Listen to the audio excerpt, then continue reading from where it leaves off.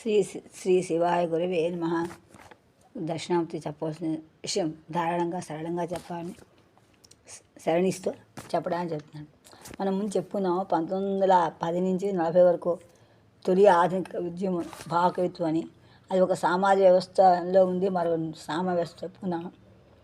సరే, అలా అనే దాంట్లో విశ్వనాథ సత్యనారాయణ గారు, బసవరాజు, అప్పారావు, దువ్వూరు రామిరెడ్డి, నండు సుబ్బారావు, అబ్బూరి వాళ్ళందరూ కూడా వీళ్ళు సత్యనారాయణ, అబ్బూరి రామకృష్ణ, నాయన సుబ్బారావు, అడే బాపిరాజు, తల్లావ శంకరరావు, కవికొండ వెంకట్రావు, కొడాల ఆంజనేయులు, ఇలా చాలామంది ఉన్నారు.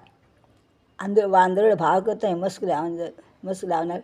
ప్రణయ కవిత్వము, ప్రకృతి కవిత్వము, దేశభక్తి కవిత్వము, సంఘ సంస్కరణ కవిత్వము, స్మృతి కవిత్వము, భక్తి కవిత్వము అని విభజించారు. అయితే మనం వీటిలో ఇప్పుడు ఏమైంది అని చెప్పుకున్నాము. కవులు, ప్రముఖ కవులు అని చెప్పి విశ్వనాథవాది అప్పుడు అందరూ చెప్పినట్టుగానే గురువుగా దాంట్లో ఎలా ఉందో ప్రకృతి కవిత్వం చూసాము. ఋతుల గురించి చెప్పారు. ఆనాటి కాలమాన పరిస్థితిని బట్టి ఆయన ఆ దారి ఎంచుకోకుండా వీడు మహానుభావుల యొక్క విశ్వాసం మొదలైన వాళ్ళ యొక్క గౌరవాన్ని కాపాడుకుంటే వాళ్ళ దగ్గర నమస్కారం చేసి వాళ్ళు ఆ దారి వెళ్తారు. ఈ దారిని కూడా పూర్వ సాహిత్యాన్ని నిలబెట్టడానికి కృషి చేశారు. అందుకే ఆయన కవిత్వం అలా కృషి కూడా చేయాల. ఆయన వ్యక్తిగత స్వభావం అంతే, స్వభావశీలత్వం అంతర్ముఖులే చేశారు అంతే. వాడి వంశమే అలాంటి వంశం.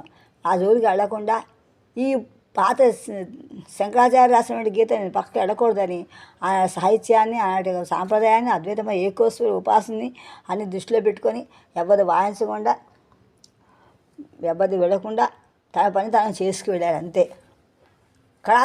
కళాత్మకంగా ఆయన వెళ్ళిపోయారు, జీవితం సాగించారు.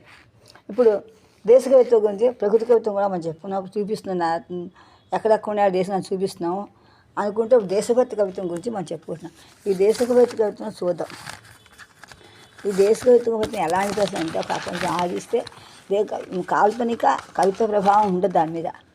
ఈ సామాజిక నుండి దగ్గర సమకాలీన పరిస్థితులు, రాజకీయ ఉద్యమాలు ప్రభావంతో వస్తుంది ఈ దేశభక్తి. ఈ దేశభక్తి కవిత్వం జాతీయాభిమాన సంబంధిగాను, ఆంధ్రాభిమాన సంబంధిగాను రెండు విధాలుగా ఉన్నాయి. గురువుగా రెండూ ఉన్నాయి. ఇప్పుడు ఏంటో పరిశీలిద్దాం. ముందు మనం చూద్దాం జాతీయాభిమానం ఏంటో చూద్దాం. ముందు గురువుగారిని చెప్పాలి.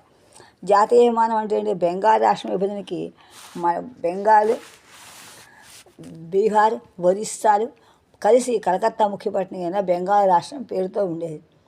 1905 వచ్చేసరికి బ్రిటిష్ వారు బెంగాల్ని 2 భాగాలు చేసేసారు. దాంతో జాతీయాభిమానం చాలా పొంగులు వచ్చేసి తిరిగింది. ఇప్పుడు ఈ పొంగులు వారు ఆంధ్రప్రదేశ్ వ్యతిరేకంగా